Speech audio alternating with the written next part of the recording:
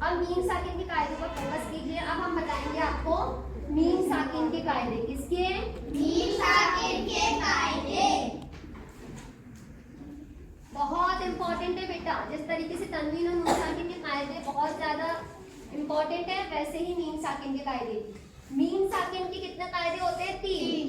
कितने कायदे होते हैं? 3। तनवीन और नून साकिन के कितने कायदे थे? 3। तनवीन और नून साकिन के कितने कायदे थे? 4। मीम साकिन के कितने कायदे हैं? 3। तनवीन और नून साकिन के कितने कायदे हैं? 4। मीम साकिन के कितने? 3। बिल्कुल बॉडी के साथ माइंड प्रेजेंट होना, ठीक है। मीम साकिन के कितने कायदे हैं? 3। बहुत इजी है, बहुत मजा आएगा आपको पढ़ने में। इसमें भी आता है इजहार,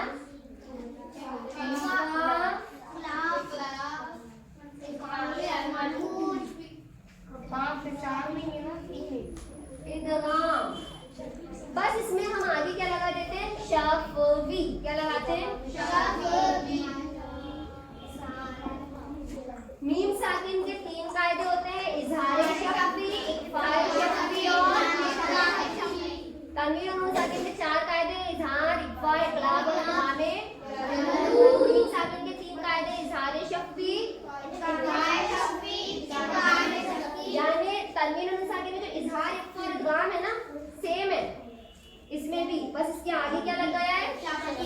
इजहारे शफवी, इख्फाए शफवी, इदगामे शफवी। ये कायदा देखने के लिए ये जरूरी है कि मीम साकिन के बाद वाला हुरूफ देखेंगे हम। तनवीन और नून साकिन में क्या देखते थे? तनवीन और नून साकिन के बाद वाला हुरूफ। इसमें देखना है मीम साकिन के बाद वाला हुरूफ। क्लियर है? तनवीन और नून साकिन में हम क्या देखते थे? तनवीन और नून साकिन के बाद वाला हुरूफ। मीम साकिन के कायदे में देखेंगे हम, ये मीम साकिन है, इसके बाद वाला हुरूफ कौन सा है? मीम साकिन है, इसके बाद वाला हुरूफ कौन सा है? इसमें भी मीम साकिन और इसके बाद वाला हुरूफ कौन सा है? तब पता चलेगा कि मीम साकिन का कायदा हो रहा है। अब मीम साकिन आ गई मतलब मीम साकिन का कायदा तो होगा, पर कौन सा होगा? इजहार शफवी का होगा, इख्फाए शफवी का होगा या इदगाम शफवी का होगा? वो इसके बाद वाला हुरूफ डिसाइड करेगा, ठीक है। अब हम एक्सप्लेन कर रहे हैं, जरा ध्यान से सुनिएगा। मीम साकिन के बाद बा और मीम, इनके अलावा, अच्छा बताइए, हुरूफ मुफरदात कितने? 29 है। अब 29 में से ये 2 हुरूफ निकालेंगे तो कितने बचेंगे? 27। तो 27 बचेगा ना। इजहार शफवी का कायदा क्या है? मीम साकिन के बाद ये देखना है, बा और मीम ये 2 हुरूफ को छोड़कर कोई भी हुरूफ आएगा तो मीम को जाहिर करके पढ़ना। क्लियर है? बा और मीम को नहीं देखना। बा और मीम आएगा तो दूसरा कायदा होगा, बा और मीम को छोड़ दो। इन दोनों के अलावा 27 हुरूफ जितने बचते हैं, कौन कौन से बचते हैं? ता, सा, दाल, जाल, सा, ज़, फा। क्लियर है? इनमें से कोई भी हुरूफ आएगा तो क्या करेंगे? क्लियर है? मीम को पक्का? मीम साकिन का पहला कायदा समझ में आया इजहार शफवी का? मीम साकिन के बाद बा मीम के अलावा 27 हुरूफों में से कोई भी आए तो क्लियर है? आ गया समझ में? हाँ, गुड। अब अगला कायदा, इख्फाए शफवी। हमें देखना है मीम साकिन के बाद अगर बा आ जाएगा तो गुन्ना और इख्फा के साथ, और यहाँ पर मीम साकिन के बाद मीम आ जाएगा तो मीम को मीम से मिलाकर गुन्ना और इख्फा के साथ पढ़ेंगे। क्लियर है? ये 2 हुरूफ यहाँ छोड़ दिए थे, वो 2 हुरूफ यहाँ आ गए। इख्फाए शफवी में हम मीम साकिन के बाद बा देखेंगे और इदगाम शफवी में हम मीम साकिन के बाद मीम देखेंगे, ठीक है। इसमें बस जाहिर करना है, इसमें गुन्ना होगा और इसमें गुन्ना के साथ इख्फा। क्लियर है? मीम साकिन के तीनों कायदे समझ में आ गए? चलिए एक बार हम ज़बानी एक्सप्लेन कर देते हैं, उसके बाद हम मिसालें लिखेंगे और आप मिसालों में कायदे ढूंढकर बताएंगे। जिसने ढूंढ के बता दिया तो जाएगा कि उस बच्चे को मीम साकिन के कायदे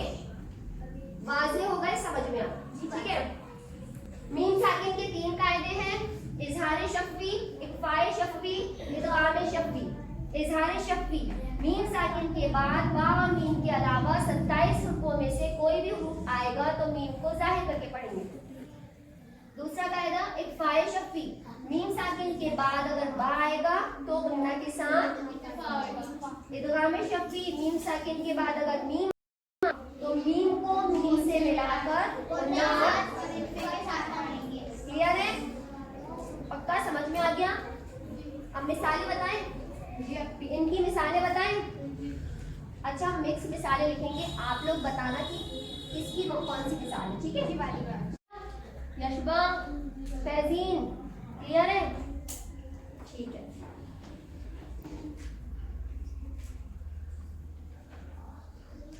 देखिए सब किस्म की मिसालें लिखी हैं यहाँ पर, ठीक है? चलिए तो सबसे पहले यहाँ बताइए, यहाँ कौन सा कायदा होगा? इजहार नहीं बोलना बेटा, पर्टिकुलर इजहार, इख्फा, इखलाब, इदगाम, यमरून, अगर इनमें से किसी एक का नाम लिए तो वो तनवीन और नून साकिन के कायदों में आ जाता है। जब नहीं बोलेंगे तो शफ़ी बोलें, ठीक है? इजहारे शफ़ी क्यों होगा? क्योंकि मीम साकिन है ना। गुड। अब यहाँ बताइए यहाँ कौन सा कायदा होगा? आज ना आपको कायदे क्लियर हुए या नहीं हुए? हो गए? कौन सा कायदा होगा यहाँ? क्यों होगा?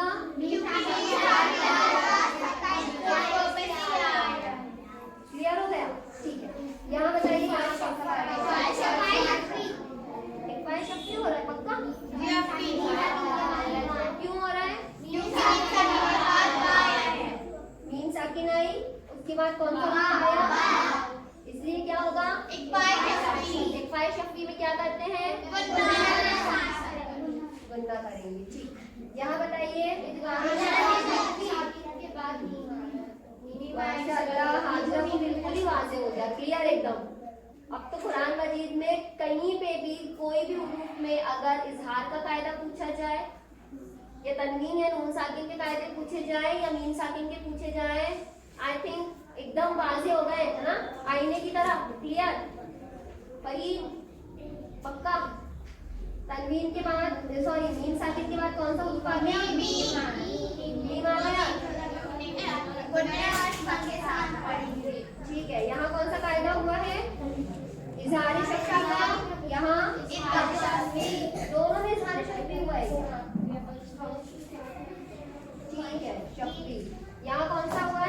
हाँ गुड, इख्फ़ाए शफ़ी, और यहाँ इदगामे शफ़ी। क्लियर हो गया? क्लियर हो गया सभी को? एक बार मीम साकिन के कायदे आप लोग एक्सप्लेन करिए। मीम साकिन के कितने कायदे हैं? 3 कायदे हैं। कौन कौन से? इजहार शफ़ी का कायदा क्या है?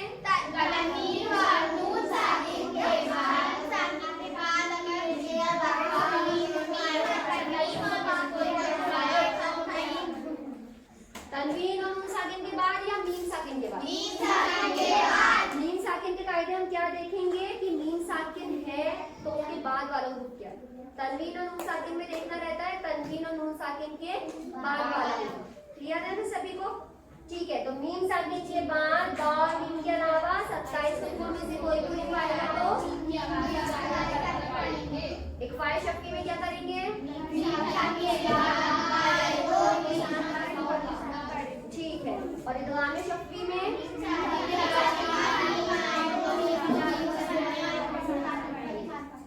अरे वाह, कुल मिलाकर वाज़ेह हो गया। क्लियर? तो समझ में आ गया सभी को? हाँ, तो वो बच्चे जिनका नूरानी कायदा चल रहा था या वो बच्चे जिनका अम्मा पारा चल रहा था, अभी बैठ करके क्या करेंगे? आपस में एक दूसरे के तनवीन और नून साकिन के कायदे, मीम साकिन के कायदे, हरकत, मद, लीन, मखरज, ये सबका सुनेंगे। किसको याद नहीं है, जिसको याद नहीं है तो उसकी शिकायत नहीं करेंगे बल्कि उसकी हेल्प करेंगे याद कराने में। कल हम पूरा ये पूछेंगे इजहार के कायदे, इक्फा के कायदे, इदगाम के, यरमलून के। यहाँ हम मिसालें लिखेंगे, आपको एक्सप्लेन करना पड़ेगा कि कौन सा कायदा हो रहा है। समझ आ रहा है? तो अभी क्या करेंगे हम? प्रैक्टिस, है ना? क्या क्या किस किस चीज की प्रैक्टिस करना है? हरकत, मद, लीन, तनवीन और साकिन के कायदे, तीनों कायदे। रेहान, जो चीज समझ में नहीं आए महक अपी से या हाजरा अपी से पूछ लेना बेटा, है ना? ये बड़ी अपी जितनी भी है इनको मालूम है ना?